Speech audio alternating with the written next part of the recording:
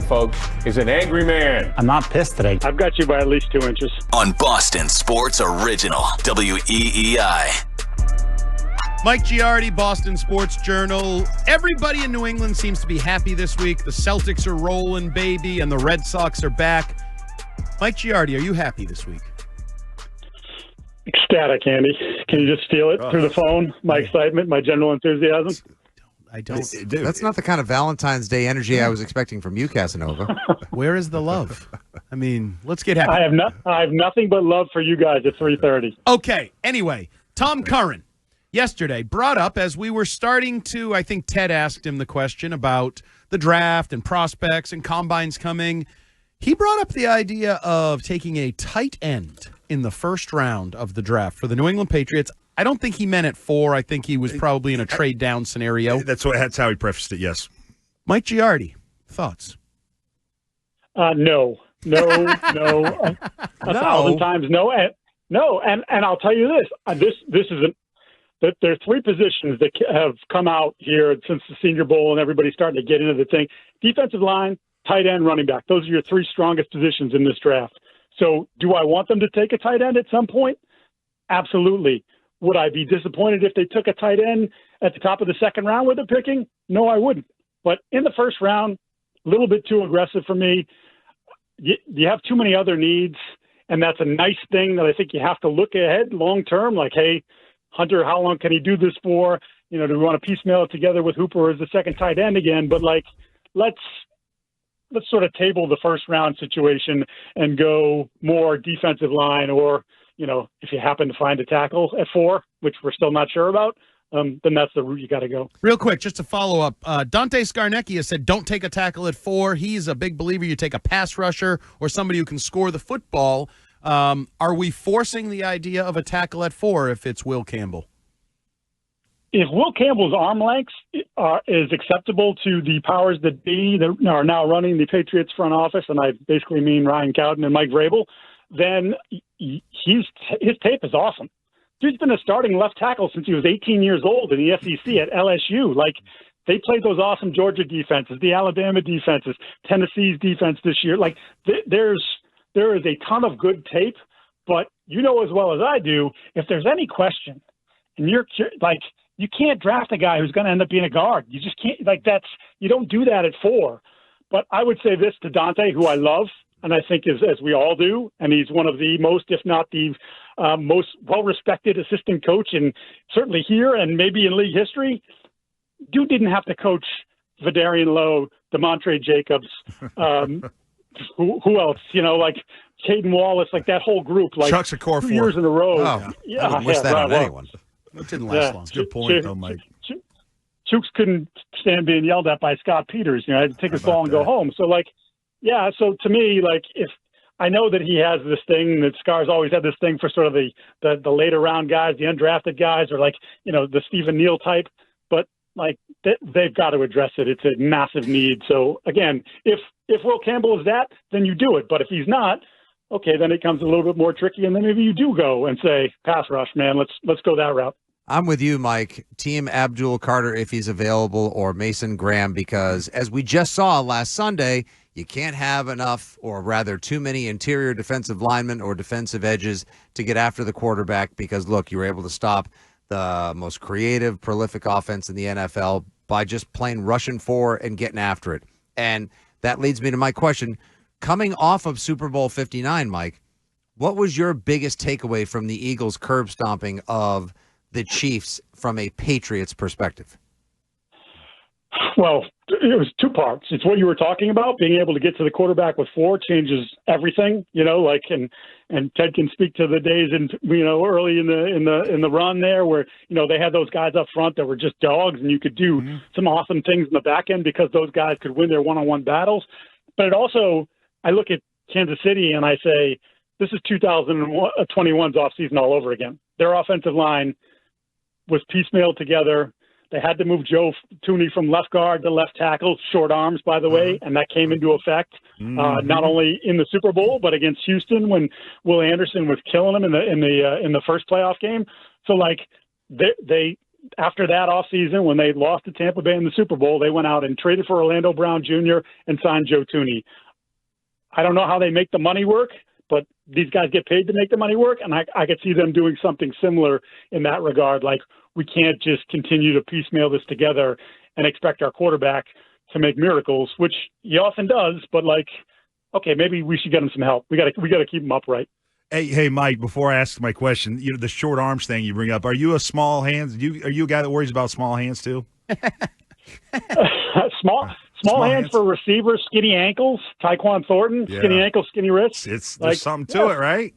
Yeah, there is a short arm corner too. I tell everybody, you want to design the perfect athlete. You got to give them long arms and big hands. That would certainly help. All right, Mike. I look at the Eagles, and I just am kind of fall in love with how the team is constructed. The physical nature in which it's constructed. I mean, they are bullies on both sides of the ball. Is that something that the Patriots could even try and emulate? It just feels like, I mean, you got first rounders on the offensive line, first rounders on the defensive line. It feels like it would take a long time, but is that something that the Patriots should aspire to, building a team like the Philadelphia Eagles?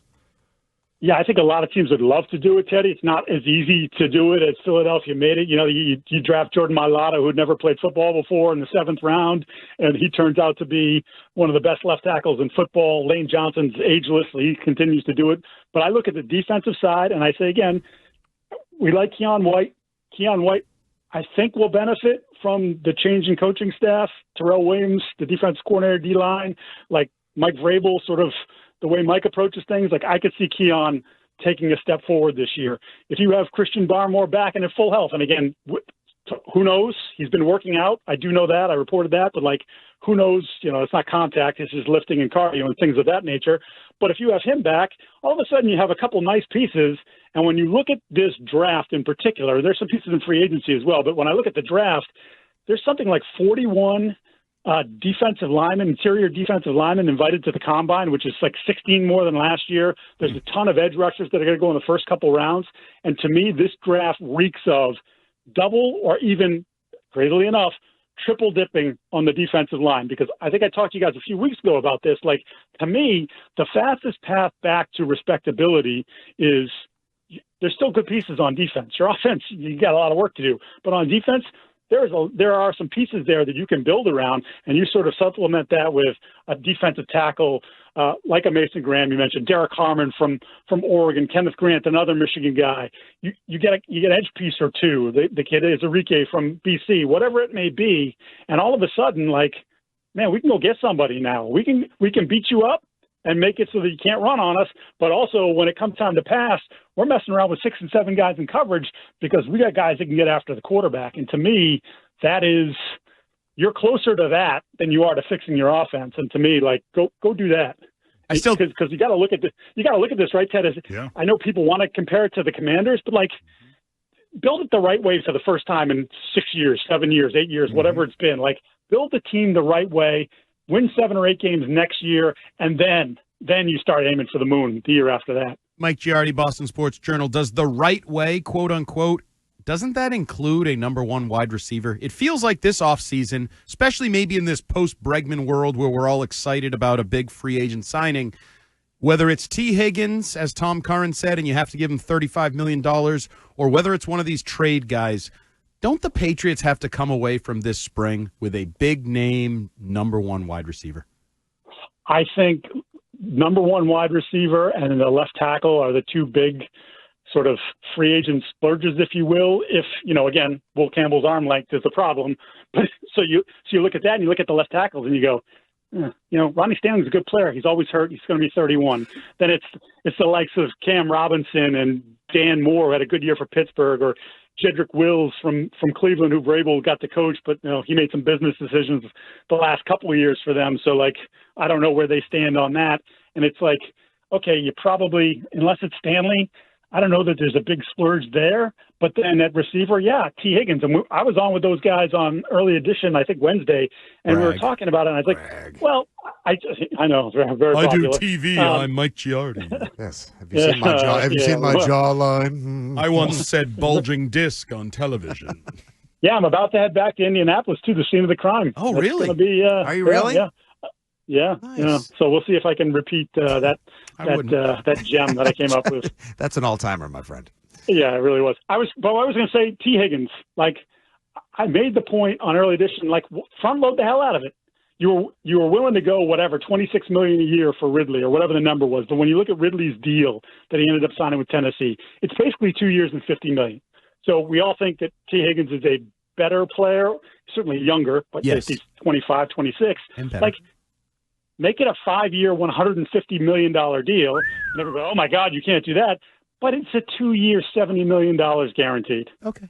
And if it doesn't work, like, you've got the money to absorb it. It won't, it won't feel great, but like, okay, like you're not married to it forever. If it doesn't work, if he hates it here, whatever the case may be. And that to me is sort of the path where you protect yourself a little bit in the long term, but in the short term, you're saying, hey, we'll write the big check.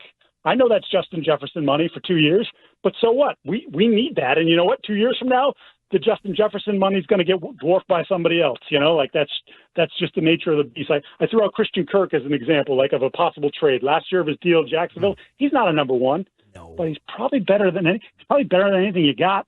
And if you're trading a fourth or a fifth or a sixth for him for 1 year, why the hell not? Like, you just made your room better. There's a lot of people that would definitely be better than the guys that they have in the room now. We're talking to Mike Giardi from Boston Sports Journal here on WEEI Afternoons. Mike, I reference something I read on the X platform a couple hours ago. Somebody wrote, and stop me if you've heard this before about the 24-25 team, Stevenson didn't come close to living up to the billing. Yeah, this is a great question here. Love it. Pats need to add to the running back room. That came from one at Mike Giardi. I love it. I have a strong feeling about that. Would you care to elaborate, sir? Yes, I would like to add to that room, and I will tell you again, as I mentioned, the draft is loaded, and there's going to be, there'll be guys on day 3 that'll end up being contributors to an NFL team this year, so maybe that's the route you go. Mm-hmm. But, like, I look specifically at someone like Ty Johnson, right, where he's a third down back. He doesn't have these outrageous numbers, but if you watch Buffalo play, he's a really good football player. You get your modern day James White. You also steal a pretty good player from Buffalo because Buffalo's got they're still in sort of money. They've got to be creative with their money and how they're doing things. Mm-hmm. Like, to me, that would make sense. There's also the likes of, say, Nick Chubb, who, again, Mike Vrabel happened to be around last year. Nick Chubb, not the same player as he was before the catastrophic knee injury, but now another year removed. We know the guy works like a dog, right? Like, you've seen him squatting 600 whatever pounds, the bar's bending. Like, the dude is intense as hell. Like, if Mike saw a little bit from him, why don't you take a 1-year flyer on him, put him in the backfield, compete with Ramondre, and may the best man win. Fitzy asked the exact question I was going to ask, and I'm reading your stuff on Boston Sports Journal, and like you, I thought he was the best player. Kind of going into this season on offense. I loved Ramondre Stevenson. But I don't know if maybe he just got worked too much early in his career. He just kind of got worn down. But, averaging less than 4 yards a carry, not that dynamic in the passing game, and really not a good fit for the stretch game that you said as much in the article. I just think to weaponize this offense, you need, a little bit more at running back. And that might sound crazy, but after what I saw from him, that's kind of how I feel. I feel very similar to you, Mike, and so I think they can. Upgrade that position. Or from a stylistic, you almost look like Antonio Gibson was a better fit for the offense than Ramondre was. He was. Antonio Gibson second half of the year. And look, Gibson had been in that system before. It fit him, and yet they still were curious with their usage of him. Never mind, is he starting or not starting, and that whole nonsense. But just like, okay, he's the better back right now. Like, give him the ball more, get him out there more. And they wouldn't do it. I think when you look at all the money that they have and the unlikely nature it is that they're going to be able to get all the big ticket items that everybody wants them to get, you're going to have this cash kind of like kicking around. Like, okay, spend a little bit more, add a running back. Yeah, is it a luxury? Sure. But add some competition. You want to be physical football team, get a physical running back, see what can happen. That's right. Mike Giardi, what does a football guy do after the football season? this weekend? What do we A got? little depression. No, it's depression. It's like straight up depression. Like, there's a relief that you're kind of not on as Belichick used to say, you're running full speed on the treadmill and then just abruptly stops. So there is some relief that, like, okay, like I don't have to drag myself down to Foxborough and listen to this 4-13 football team make up creative ways to tell me that they're not really 4-13. That said, it's like, okay, like, let's get to the next thing now. I'm looking forward to the combine. I've been diving into free agency and all that stuff. So, you take a few days and then you sort of like you start jonesing for it again. But, Mike, you got to be honest, though. Vrabel being hired as the head coach totally changed the outlook of this offseason, don't you think? Oh, I don't think there's any question. Yeah. It's like automatic. Like, if you told me that they had an average off season, I'm still looking at them saying 6-7 wins next year. Because I just think the coaching staff is just going to, adding Josh, like just the coaching staff is going to be that much better, so it just automatically, like, some of this stuff that we saw in Bill's last couple of years, especially the last year, and then of course with Giardi, like I just don't think we're going to see that all that often. Agreed. All right, Mike, appreciate you joining us as you do each and every Friday, and bone up on those combine prospects and those free agents, because you're our go-to guy. When the news starts to come, we're calling you. We want all the insight and breakdown, so make sure you're rested. Did you use the word bone there for any particular reason, or it's Valentine's? It's Valentine's Day, so I feel like that's the word of the day. I feel see like you, Mike. See you, bud. Bye-bye. Yep, see you, Mike. That was Mike Giardi, WEEI Afternoon.